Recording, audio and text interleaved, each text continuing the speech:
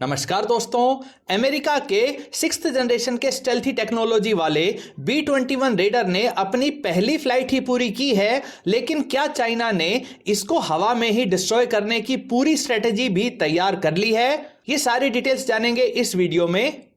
नमस्कार दोस्तों, मेरा नाम है अमित और मैं स्वागत करता हूं आपका अमित अपडेट्स चैनल पर। तो चलिए दोस्तों शुरू करते हैं। अमेरिका को स्टेल्थ से बहुत प्यार है और इसी के तहत उन्होंने एक और स्टेल्थी बॉम्बर जेट बना लिया है जिसे B-21 रेडर का नाम दिया गया है। कुछ दिन पहले ही इसकी फर्स्ट फ्लाइट पूरी की गई है।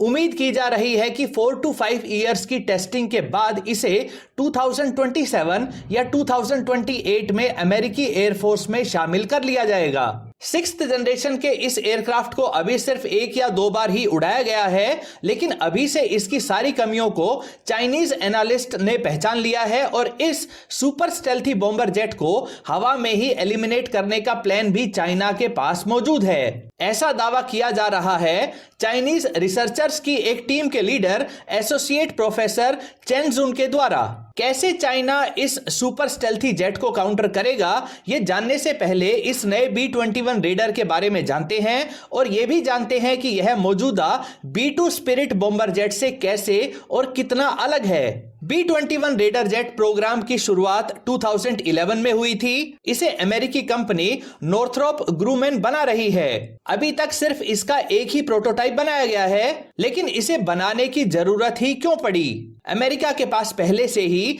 B-2 स्पिरिट नाम से हैवी स्ट्रेटेजिक बॉम्बर जेट थे।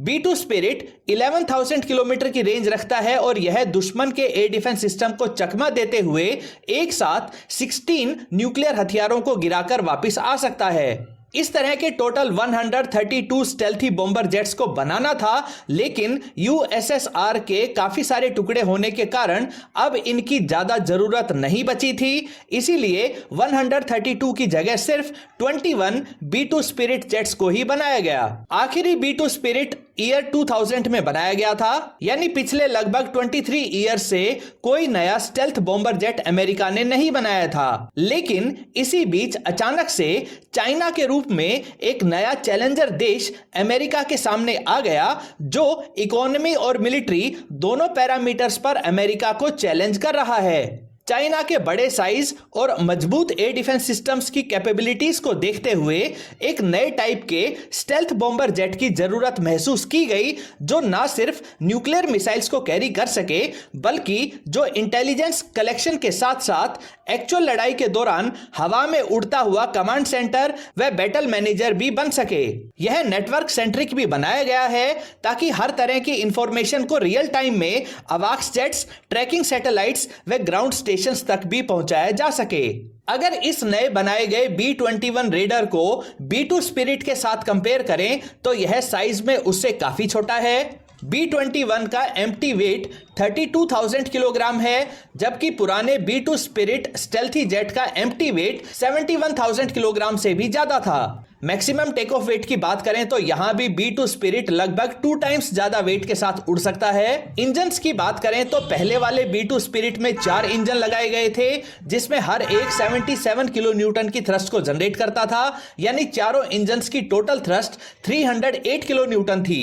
लेकिन अब जो नया B-21 रेडर बनाया गया है, इसमें 4 की बजाय 2 इंजन ही लगाए गए हैं और इसकी टोटल थ्रस्ट 240 किलो न्यूटन है। स्पीड की बात करें तो दोनों ही लगभग मैक 0.8 की स्पीड को हासिल कर सकते हैं, यानी कि ये लगभग 1000 किलोमीटर पर आवर की मैक्सिमम स्पीड से ही उड़ सकते हैं। नए B-21 रेडर की रेंज 12,000 किलोमीटर तक है, जो पुराने B-2 स्पिरिट से थोड़ी सी ज्यादा है। अगर इसे हवा में एक बार रिफ्यूल कर दिया जाए तो इसकी रेंज 20,000 किलोमीटर तक बढ़ जाती है। बात करें पेलोड कैपेसिटी की तो B-21 रेडर मात्र 9,100 किलोग्राम के पेलोड को ले जा सकता है, जो पुराने B-2 स्पिरिट जेट्स के आधे से भी कम है। छोटा आकार होने के कारण इसको बनाने की कीमत कम आ रही है। हर एक B-21 रेडर की total life time cost $1.2 billion रहने वाली है, जबकि B-2 स्पिरिट के लिए यही कॉस्ट $2.13 बिलियन थी। दोस्तों अब बात करते हैं उन चाइनीज एनालिस्ट की जिन्होंने 6th जनरेशन के B-21 raider stealthy bomber jet को हवा में ही डिस्ट्रॉय कर देने की प्लानिंग के 3 मेजर रीजंस बताए हैं। पहला है चाइना द्वारा एडवांस्ड क्वांटम रडार का बना लेना, जो स्टेल्थी जेट को 150 से लेकर 200 किलोमीटर दूर तक भी ट्रैक कर लेता है। हालांकि इस तरह के रडार्स स्टेल्थी जेट की मौजूदगी का तो पता लगा लेते हैं, लेकिन एयर डिफेंस सिस्टम की मिसाइल से उन्हें डिस्ट्रॉय करने लायक एग्जैक्ट कोऑर्डिनेट्स पूरी एक्यूरेसी के साथ नहीं दे पाते हैं। दूसरा रीजन है B-21 रेडर जेट की कम स्पीड। B-21 रेडर में जो इंजन्स लगाए गए हैं उनमें आफ्टर बर्नर सेक्शन को नहीं लगाया गया है। इन इंजन्स को ज्यादा रेंज के लिए ऑप्टिमाइज किया गया है। B-21 रेडर की मैक्सिमम स्पीड 0.8 मैक तक ही है, यानी यह लगभग 900 से लेकर 1000 किलोमीटर पर आवर की स्पीड से ही उड़ सकता है। ऊपर से इसका डिजाइन ऐसा है कि यह किसी फाइटर जेट की तरह तेज मैन्यूवर्स भी नहीं कर सकता है, यानी अगर एक हाइपरसोनिक स्पीड वाली एंटी एयरक्राफ्ट मिसाइल इसका पीछा कर रही हो तो इसकी कम स्पीड और कम मैन्यूवर्स करने की कमी के कारण B-21 रेडर उस हाइपरसोनिक मिसाइल से अपने आप को नहीं बचा पाएगा। तीसरा और सबसे बड़ा रीजन यह बताया गया है कि इसको अलग तरह से काउंटर करने की पूरी स्ट्रेटेजी बना ली गई है। B-21 रेडर के जैमर्स और इलेक्ट्रॉनिक काउंटरमेजर सिस्टम्स इस तरह से ऑप्टिमाइज किए गए हैं कि यह B-21 रेडर जमीन पर मौजूद एयर डिफेंस सिस्टम्स के रडार्स व हवा में मौजूद दुश्मन के फाइटर जेट्स के रडार की वेव्स को इस तरह से डिफ्लेक्ट कर देता है कि इसे ट्रैक ना किया जा सके। लेकिन चाइना इसे नीचे से या सामने की तरफ से नहीं बल्कि ऊपर से अटैक करके डिस्ट्रॉय करने की स्ट्रेटेजी पर काम कर रहा है। चाइना हाइपरसोनिक मिसाइल्स के फील्ड में काफी तरक्की कर चुका है। इसी टेक्नोलॉजी को B-21 रेडर पर इस्तेमाल किया जाएगा। पहले एक rocket motor powered hypersonic missile को नियर स्पेस तक की ऊंचाई पर भेजा जाएगा। फिर यह मिसाइल B-21 रेडर जेट की डायरेक्शन में जाकर ऊपर से नीचे की तरफ आते समय इस रेडर जेट को अटैक करके डिस्ट्रॉय कर देगी। चाइनीज एनालिस्ट के लॉजिक के अनुसार B-21 रेडर सिर्फ अपने नीचे या सामने की रडार वेव से बचता रह जाएगा, जबकि असली अटैक तो ऊपर की तरफ से किया जाएगा। अगर फिर भी B-21 रेडर जैसे तैसे बचना भी चाहे तो इस हाइपरसोनिक मिसाइल की 10,000 किलोमीटर पर आवर की स्पीड से यह नहीं बच पाएगा। लेकिन दोस्तों, चाइना की इस स्ट्रेटेजी में बहुत सारी कमियां हैं। कैसे? पहली कमी तो ये कि जिस हाइपरसोनिक मिसाइल की बात यहां की जा रही है उसे अभी तक पूरी तरह से एक्यूरेटली ग्राउंड टारगेटिंग के लायक भी नहीं बनाया जा सका है।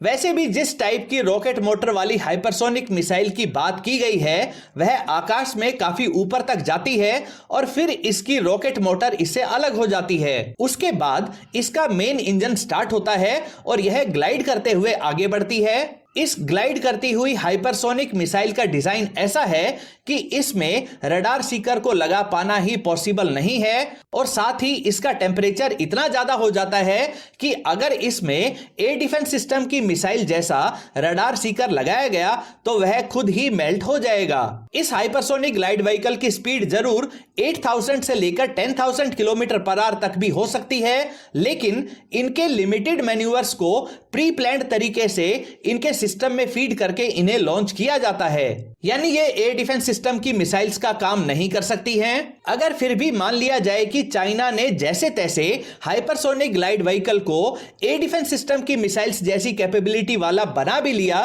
तो इसे B-21 रेडर तक कैसे पहुंचाएंगे? ग्राउंड बेस्ड रडार स्टेशंस की रडार वेव्स को तो इस रेडर जेट के आने से पहले ही E-18 ग्रोवलर जेट जैम कर चुके होंगे, तो इस हाइपरसोनिक ग्लाइड व्हीकल को B-21 रेडर तक गाइड कैसे करेंगे?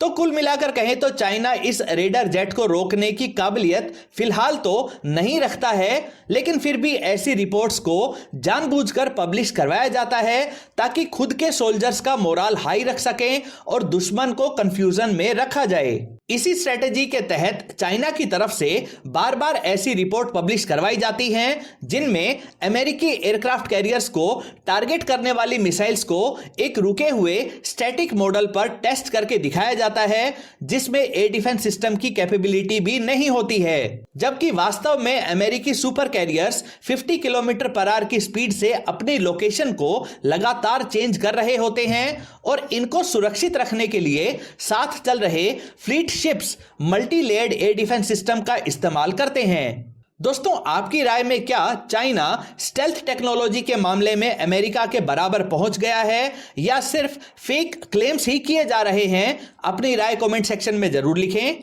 दोस्तों, उम्मीद करता हूं यह वीडियो आपको पसंद आई होगी। अगर यह वीडियो आपको अच्छी लगे तो इसे लाइक करिए, दोस्तों के साथ शेयर करिए और चैनल को सब्सक्राइब करना ना भूलें। नमस्कार।